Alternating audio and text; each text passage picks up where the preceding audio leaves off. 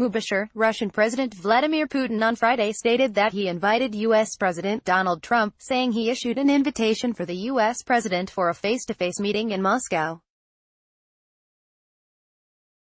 "I understand perfectly that President Trump has a desire to hold further meetings, and I am ready for that, but there would need to be the appropriate conditions," Putin said during a press call at a summit of the economic bloc comprising Brazil, Russia, India, China, and South Africa (BRICS) at Johannesburg.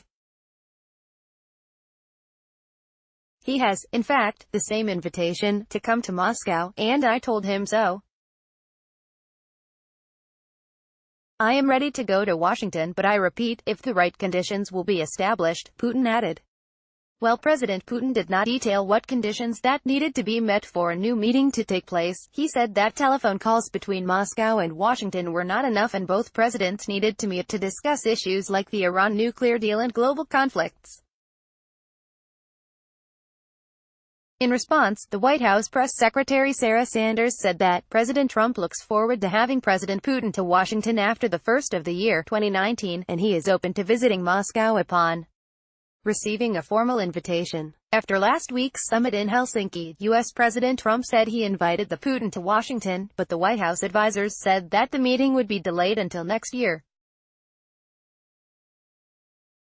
Trump wanted the meeting to be slated after the end of the investigation into the Russian meddling in the 2016 elections, National Security Advisor John Bolton said.